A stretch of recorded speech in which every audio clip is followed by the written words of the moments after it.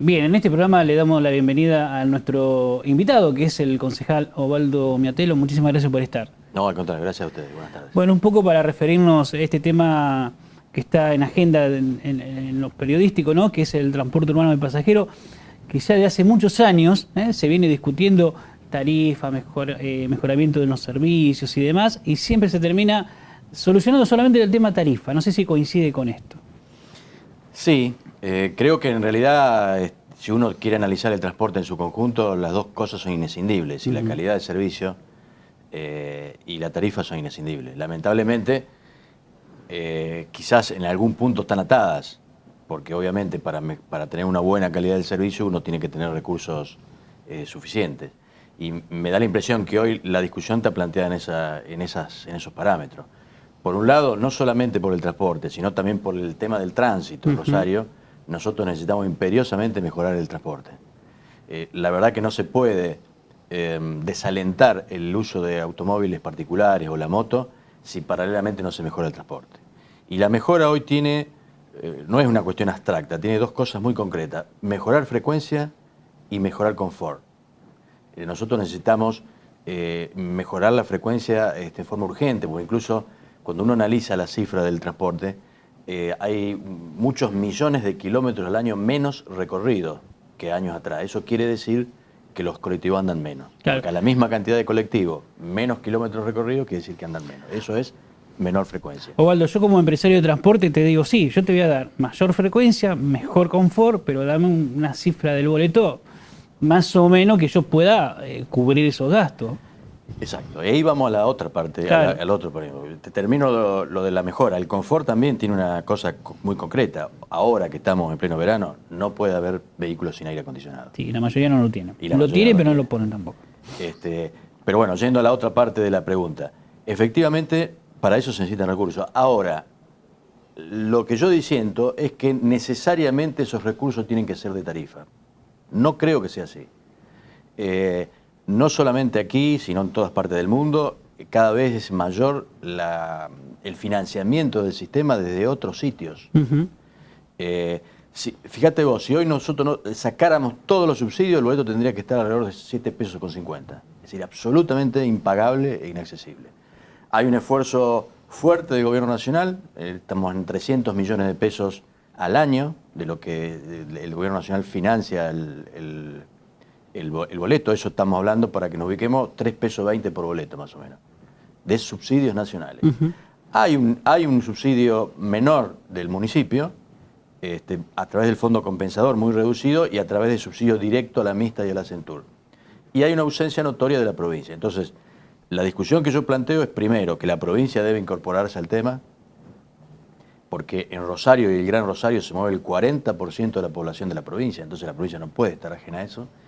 Y en segundo lugar, creo que hay que cambiar el tema de los subsidios directos a la mixta y la Centur.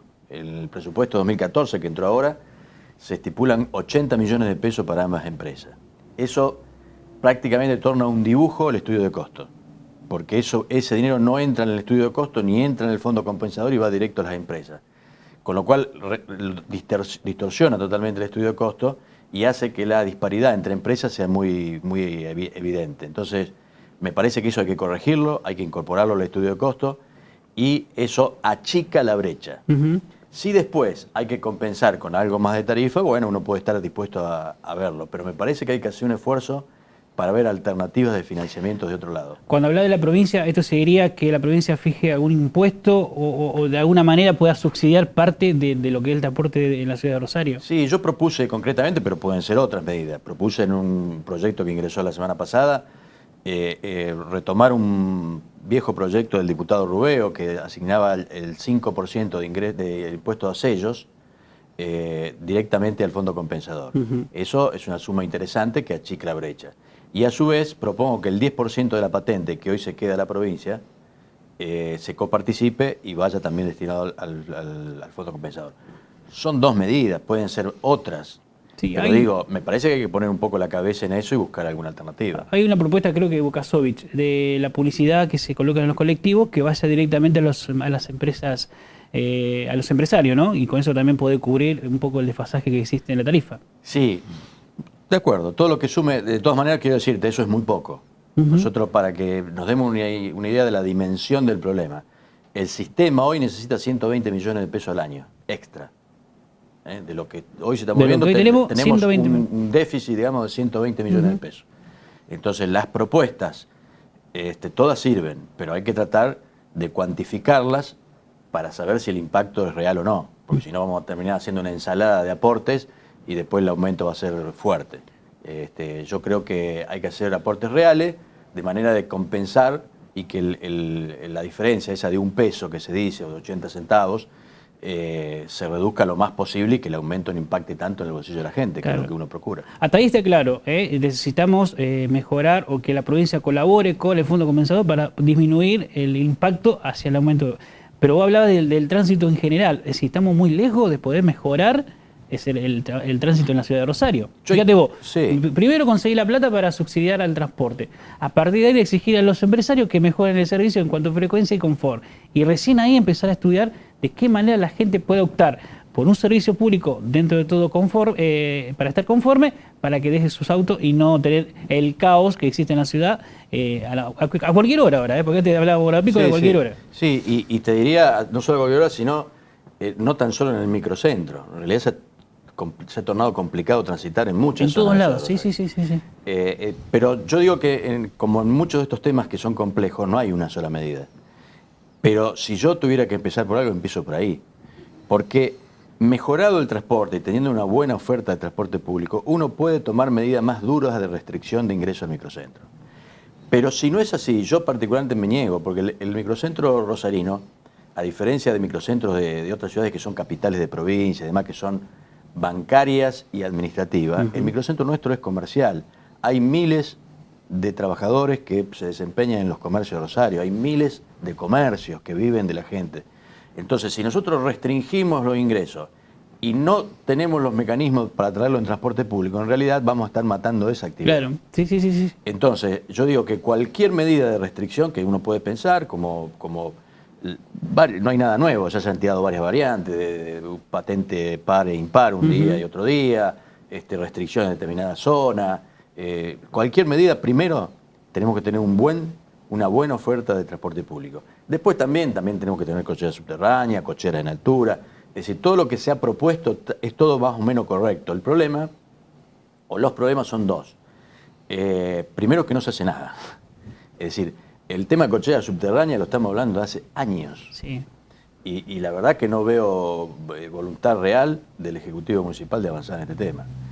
El tema de cocheras en alturas también, yo creo que son elementos fundamentales. Y el tema de la mejora del transporte también. Son esos tres elementos que permitiría que uno pudiera decir, bueno, hay que desalentar el ingreso de... Mirá, estuve el martes en Buenos Aires. Se han hecho zonas calmas, donde la verdad que han quedado muy lindas, con baldosas, están bastante bien armados. Se ha avanzado también en el tema carril exclusivo, cosa que acá también estamos atrasados, que es una buena medida. Sí, muy buena medida. Pero estamos atrasados porque se ha hecho uno solo de los previstos en la ordenanza, que son muchos más. Entonces, me parece que necesitamos más que hablar y más que propuestas y proyectos, hacer lo que ya está discutido y aprobado. Bien, volvemos con el invitado, con Osvaldo Miatelo, y hablando un poco de la inseguridad, ¿no? Que obviamente involucra comercio, involucra colectivo, involucra todo, lamentablemente. Y hace unos días tuvimos que sufrir, no sé si una alarma o algún hecho concreto, que viene ocurriendo ya varios años cuando se acercan las fiestas, ¿no? Que son estos hechos vandálicos donde denuncian que algunas personas ingresan en forma violenta, ¿no?, a comercio. Saqueo, precisamente. Ocurrió mucho en Villa Gobernador Galvez, algunos acá en Rosario, algunos dicen que están organizados. No sé qué opinión tenés con respecto a este tema. Mira, yo tengo esta sensación. La situación de 10 años para acá ha cambiado en lo social. Vos recordarás, tuve a mi cargo la promoción comunitaria de la provincia, y en esa época realmente el tema alimentario era crucial. El mayor esfuerzo de nuestra política estaba destinado sobre todo a chicos y a ancianos, y fundamentalmente con el tema alimentario. Es decir, el presupuesto se nos iba en comida, en cuestión alimentaria. Eso ha cambiado. por un lado para bien, porque por suerte eso, a mi juicio, ha disminuido sustancialmente esa necesidad. Pero se ha generado un problema también muy complicado, que es el tema de la droga, vinculado a ciertas conductas de algunos sectores de la sociedad. Y la verdad que creo que ese problema es el que ha estallado en estos días también. Donde, ¿por qué te relaciona un tema con el otro? Porque a mí me parece que este tipo de hechos delictivos, como yo los califico, no tienen que ver con el hambre. No, totalmente de acuerdo. No tienen que ver con el hambre. La gente que tiene hambre no hace eso. No hace eso, y aparte por las características, por el modus operandi, Sí. me parece que tiene que ver con delincuentes. Organizados. Organizados, a lo cual se suma, quizás una vez abierto un lugar o qué sé yo, se suma gente que tiene necesidades básicas insatisfechas, que todavía las hay, por supuesto. Sí, pero no son los que lo provocan. Pero no son digamos. los que lo Claro. provocan. Entonces, a mí me parece que es un hecho que tiene que ver, incluso yo no uso la palabra saqueo, porque la palabra saqueo está en nuestra historia, en nuestra memoria colectiva, vinculado y relacionado a lo social, al reclamo social. Esto, insisto, para mí no tiene que ver con lo social, sino que tiene que ver con acciones delictivas que bueno, que a mi juicio también están vinculados con el tema bandas, y las bandas también están vinculadas con el tema droga. Lo extraño es que han atacado que comerciantes chinos. Puede haber también un enfrentamiento entre ellos, con algunos dicen también involucrando a ciertos sectores de la policía como cómplices de estos hechos vandálicos. Sí, el tema de la policía yo te diría que es clave en el tema de seguridad. El otro día estuvo Rudolf Giuliani, que es un experto de Nueva York, de tolerancia cero, que cuando le preguntaban dijo, bueno, mirá, si no tenés confianza y no tenés seguridad en tu policía, es difícil cualquier otra política. Y eso es lo que nos está pasando. Estos días fue una cosa que a lo mejor pasó desapercibida por el tema de los robos, pero la justicia comprobó que un jefe policial armó un operativo y en vez de diciendo que había descubierto droga, y en lugar de droga era bicarbonato, y que hicieron eso para levantarle punto a la policía. Es un horror. Un horror. Si quienes nos tienen que cuidar y nos tienen que proteger están en esa, para no hablar del jefe de policía que tuvimos en la provincia que está detenido y procesado.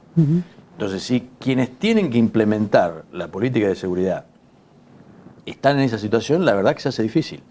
Fíjate vos que nosotros en el Consejo solíamos hacer hasta hace poco los observatorios de seguridad. Pero la verdad que en lo personal me estoy replanteando el tema, porque nosotros en esos observatorios nos sentábamos con los vecinos, con los vecinalistas, con las ONG, con la policía, a decirle denuncias, a darle datos, a elaborar política en común. Ahora, resulta que la parte de la policía, no toda obviamente, pero parte de la policía está en esta cuestión. Entonces, la verdad que nosotros necesitamos que el gobernador de la provincia, el Ministerio de Seguridad, quien corresponda, ordene el tema policial. Y para eso va a contar con, aún quienes somos de la oposición, va a contar con eso, porque la verdad que nosotros tenemos 18.500 efectivos en la provincia. Digo, para también poner en magnitud que a veces se piden 200 gendarmes, 300 gendarmes, bueno, bienvenido sea. Pero tenemos 18.500 agentes, que aparte son gran parte del presupuesto provincial.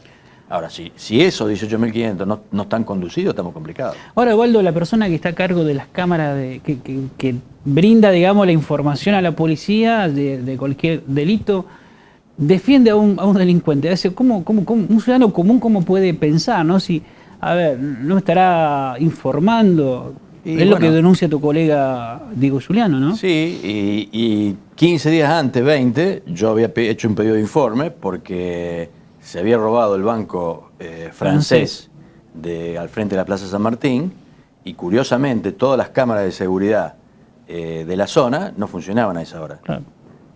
Entonces, lo mismo que decía antes, es decir, si quienes tienen que digamos, cuidarnos, quienes tienen que diseñar la política de seguridad y aplicarla, generan este tipo de dudas y sospechas, la verdad que se hace difícil.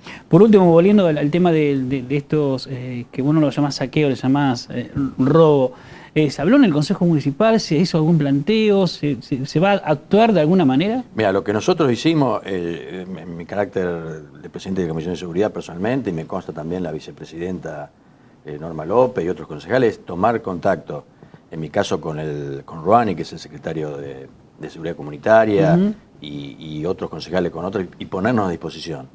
Nosotros, nuestro criterio en este sentido en el Consejo es, nosotros queremos acompañar las políticas. Nosotros no podemos diseñar las políticas de seguridad, porque no tenemos ni la policía a nuestro cargo, ni la justicia, ni tenemos elementos ni recursos como para hacerla.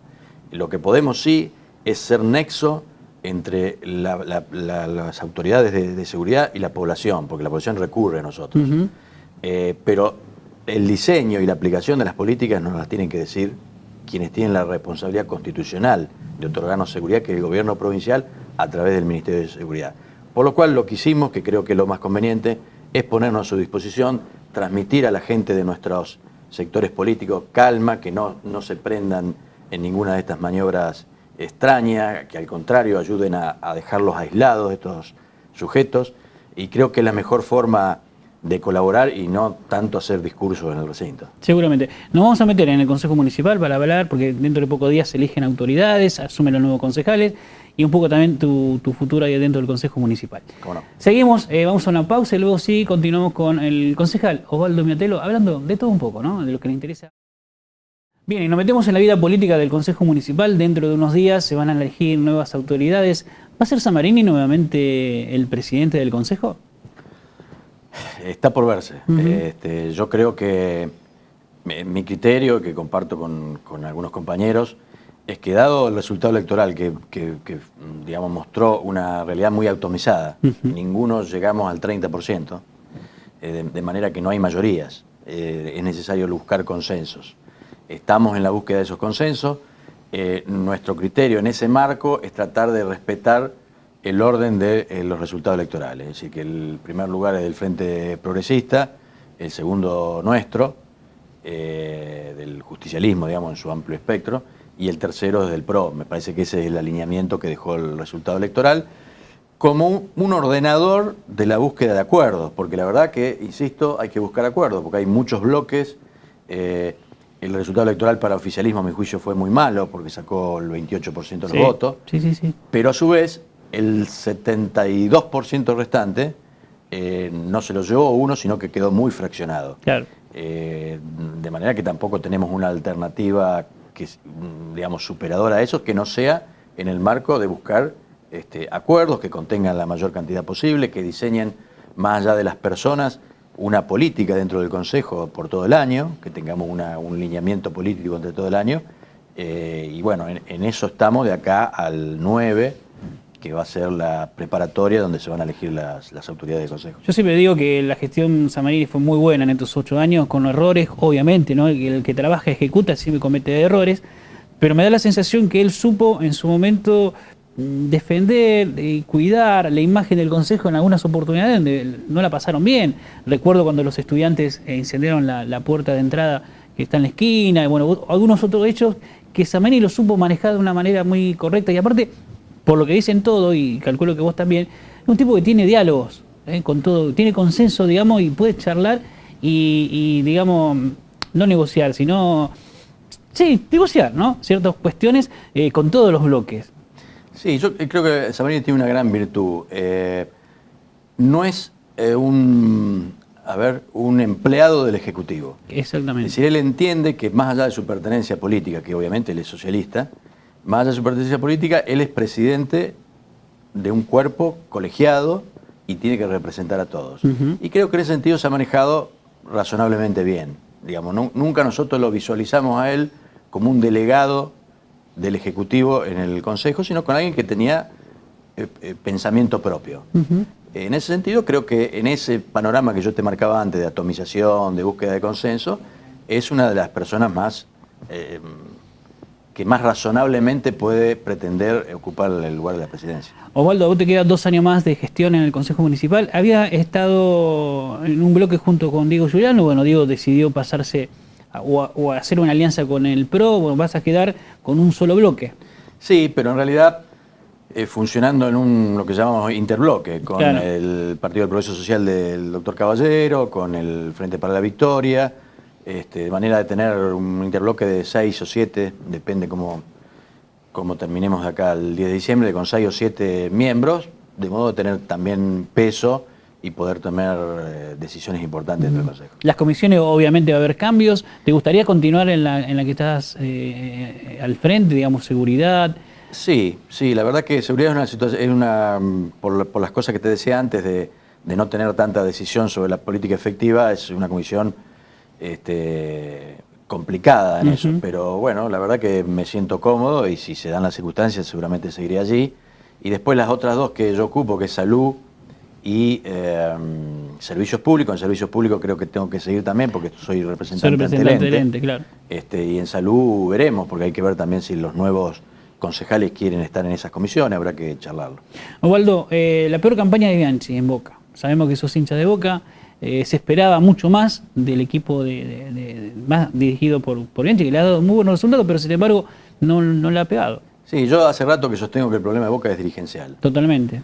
Bianchi en su momento formó una dupla, él que sabía de fútbol y Macri, que no es de mi partido político, pero realmente formaba una dupla que hicieron eficiente el funcionamiento de Boca. No veo eso hoy en Boca, creo que a nivel dirigencial estamos mal, entonces no se sabe quién manda, entonces hay jugadores como el caso de Riquelme, que le ha dado muchísimo a Boca y que es un excelente jugador, pero que realmente no se sabe si el equipo lo arma él, juega cuando puede o cuando quiere, y me parece que la dirigencia en eso no pone orden. Cuando la cabeza no funciona, eso se traduce para abajo y bueno, los resultados, no solamente los resultados, verlos jugar es un sufrimiento, juega muy mal Boca. Sí, es verdad. Osvaldo, muchísimas gracias por compartir este tiempo con nosotros aquí en Santa Fe, la provincia. Gracias a ustedes. Bien, el concejal Miatelo, hablando hasta de Boca también, ¿no? En un momento para relajar, sin hablar siempre de política. Y bueno, con temas interesantes como el tránsito, el transporte, la seguridad o la inseguridad, como usted quiera llamarlo, bueno, todo eso lo hemos podido hablar con el amigo Osvaldo Miatelo.